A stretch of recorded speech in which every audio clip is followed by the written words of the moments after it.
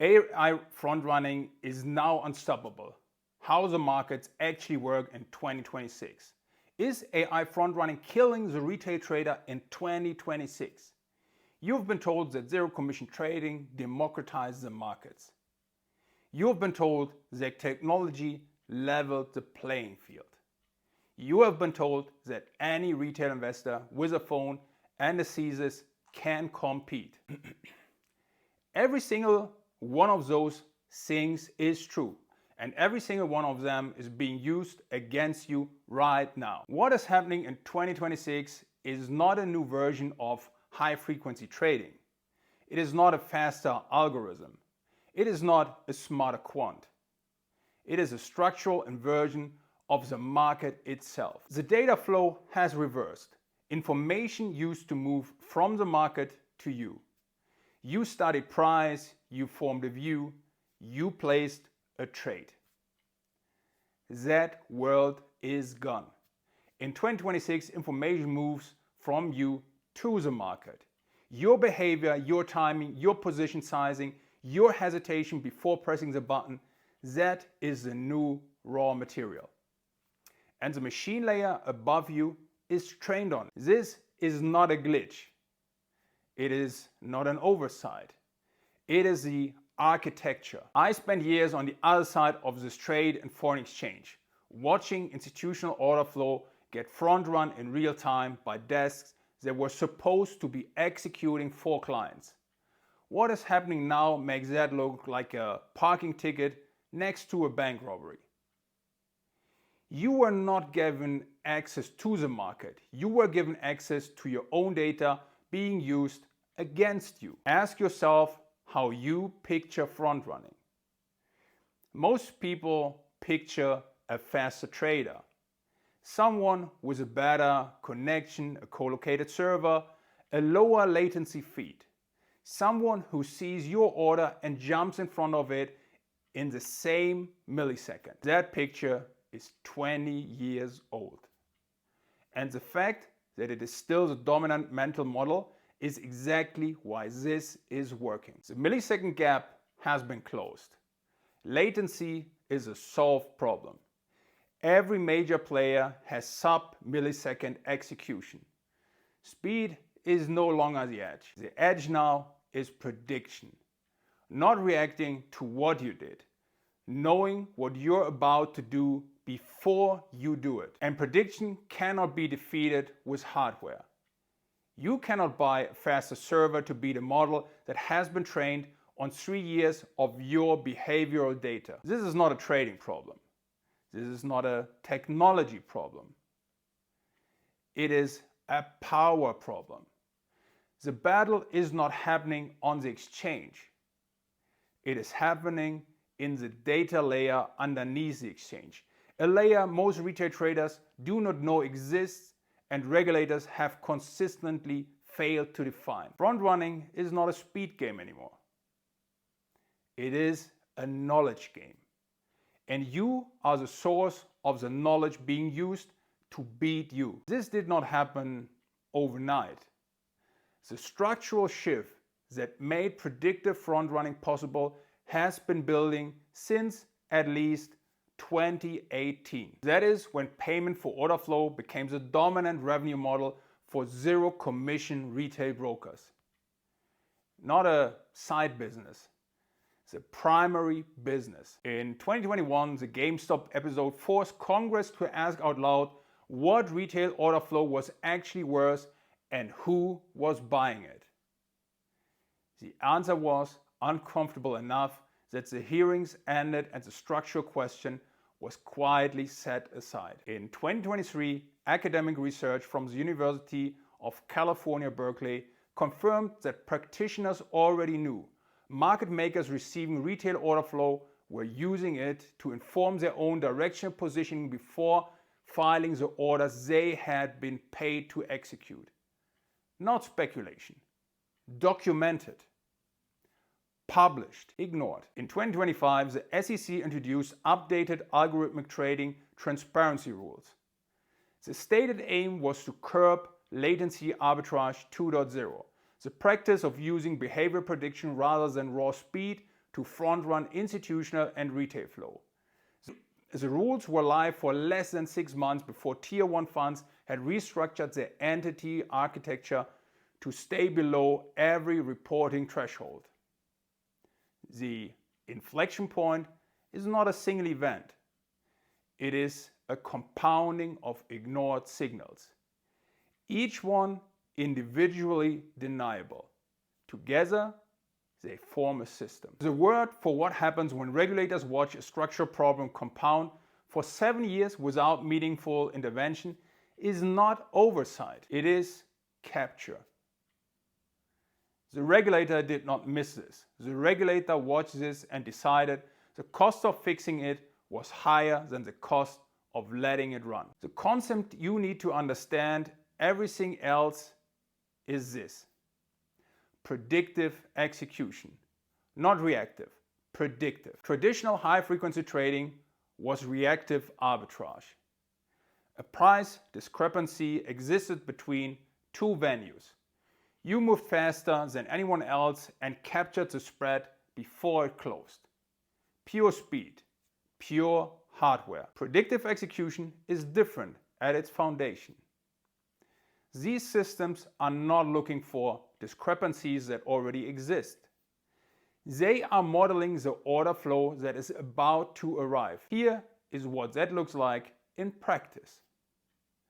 A large institutional fund needs to accumulate $2 billion of a single equity position. They cannot place that order in one block. It would move the market against them by the time the order was half filled. So they slice it. They use algorithms to distribute the buying across hours, sometimes days, disguised to look like organic market activity. The problem is that slicing algorithms have fingerprints. The interval between tranches, the relationship between order size and prevailing volume, the way the buying clusters around specific price levels. Predictive AI systems have been trained on enough institutional flow data that they can identify the fingerprint of an accumulation campaign within the first 2 or 3 tranches. Once identified, the system steps in front of the remaining tranches. Not by being faster, by knowing what is coming. What this erases is not just the fund's execution quality. It erases the concept of information advantage entirely. In the old model, the edge was knowing something the market did not. In the new model, knowing something is not enough if the behavioral signature of acting on that knowledge is already part of the training data. The cost to institutional players is measurable. Academic estimates of implementation shortfall attributable to predictive front-running run between 8 and 15 basis points per large cap trade as of research published by the CFA Institute in 2024. At institutional scales, that is billions of dollars annually transferred from funds including pension funds, retirement accounts, index vehicles, into the machine layer. That cost is not disclosed. It does not appear on a fee schedule.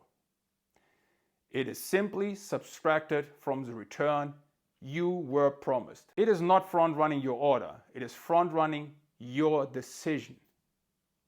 Now, let us talk about how retail specifically is being fed into this system.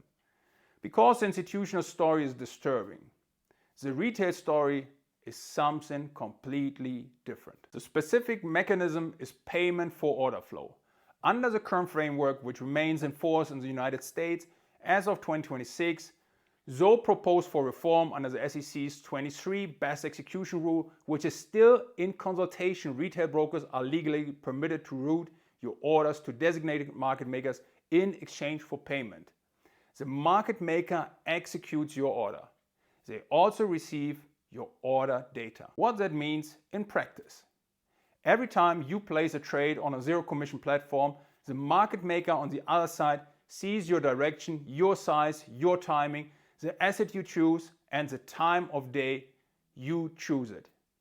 Aggregated across millions of retail accounts, that data becomes a behavioral signal layer. That signal layer is what the predictive models are trained on. Not your individual trade, the pattern of what retail traders do. When they buy dips, when they panic sell, or what volatility threshold triggers the most retail exits. What news event produces the most predictable retail overreaction? These patterns are not secrets. They are, in 23, Virtu Financial, one of the largest market makers receiving retail payment for order flow, disclosed in an SEC filing that its statistical modeling of retail order patterns was a core component of its risk management and positioning framework. That is not a leak. That is a public document. That is a firm telling you in regulatory language that your behavior is part of their edge. The apps that made trading feel like a game were not designed to make you a better trader. They were designed to make your behavior more legible to the system that profits from predicting it. The gamification was not for you, it was for them. This is not happening uniformly across the globe, and the fracture lines matter. In the United States, the machine layer is entrenched. Payment for order flow is legal. The firms operating predictive execution systems are the same firms providing liquidity to the exchanges. Regulatory reform proposals have been in consultation for 3 years without resolution. The structural incentive for inaction is enormous. In the European Union, the picture is different. MiFID II, implemented in 2018, effectively banned payment for order flow for retail clients across EU member states. European retail orders route differently. The behavioral data pipeline that feeds American predictive models does not have the same legal foundation in the Eurozone. That does not mean retail traders are safe. It means the extraction mechanism is different. Spread widening, internalization by broker-dealers. The value is still being captured. The architecture is less visible. Then there is a third block: emerging markets. Brazil, India, Nigeria, Indonesia. Countries where retail trading participation exploded during and after the pandemic, where zero commission platforms expanded rapidly, and where local regulatory frameworks have not kept pace with the speed of the technology being deployed. In India, for example, retail options trading volume surpassed the United States in notional terms by 2023, driven almost entirely by retail participants on mobile platforms. The Securities and Exchange Board of India has flagged the systemic risk of this retail concentration repeatedly since 2022. The mobile platforms kept growing. The trader in Mumbai placing a nifty options trade on a phone is not being protected by a regulatory framework designed for the technology being used to price a trade against them. There's no circuit breaker for behavioral prediction. There is no disclosure requirement for predictive positioning. They are playing in a market that knows their pattern, and they do not know that the market knows.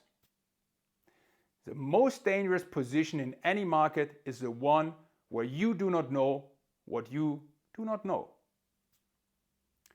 If you are watching this and thinking this does not apply to you because you are a long-term investor, not a trader, I want you to stay with me for the next 3 minutes. You are right, the predictive front running has the most direct impact on active traders. But the infrastructure being built around this mechanism does not stop at the execution layer. Every index fund, every ETF, every passive vehicle you own has a rebalancing schedule. Quarterly, semi-annually, at specific index events. That schedule is public. The predictive models know it. The positioning ahead of known rebalancing events is a documented and legal form of the same fundamental trade using predicted future order flow to extract value from the institution executing it. Your S&P 500 index fund underperforms the index it tracks. Not because of management fees alone, partly because the rebalancing trades that maintain index fidelity are being front-run by systems that know exactly when they are coming. The infrastructure being built under the cover of market efficiency is a permanent extraction layer. It does not require a crisis to operate. It operates in normal conditions in every market, on every rebalancing, on every earnings event, on every retail capitulation. And here's a bifurcation that matters. There are now effectively two markets. The visible market, the one on your screen with prices and charts and analysis. And the machine market, the predictive layer, operating underneath it, trading on the signal your participation in the visible market generates. The safer alternative retail traders are being pointed towards is passive investing. Long-term, diversified, index-based. That is not wrong advice, but it is not outside the system. It is inside the system with a different extraction timeline. There is no outside position. The only question is how much you are paying to be inside. What is being destroyed is not retail trading. Retail trading will survive. People will keep placing orders. Platforms will keep growing. Volume will keep climbing. What is being destroyed is the premise that the market is a mechanism for price discovery that reflects actual human judgment about value. When a significant portion of price action is generated by systems trained to predict and preempt human decisions rather than respond to them, the signal embedded in price becomes unreliable. Not always, not completely, but structurally, incrementally, measurably. The BIS, the Bank of International Settlement, published a working paper in 23 flagging the risk of what they called liquidity illusion in markets heavily influenced by algorithmic positioning. The paper noted that measured liquidity and actual available liquidity were diverging in ways that would not be apparent until a stress event. The IMF's 24 Global Financial Stability Report included a dedicated section on AI-driven market fragility, noting that correlated AI strategies across multiple institutions created concentration risk that was not captured by existing systemic risk frameworks. These are not fringe warnings.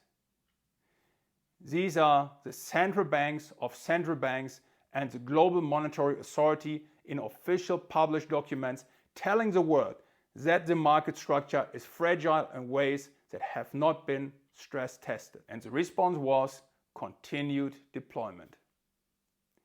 Faster models, more behavioral data, deeper integration. They published the warning and accelerated the problem. That is not negligence, that is a choice. So where that does leave you? Not with a solution, with a map. 1.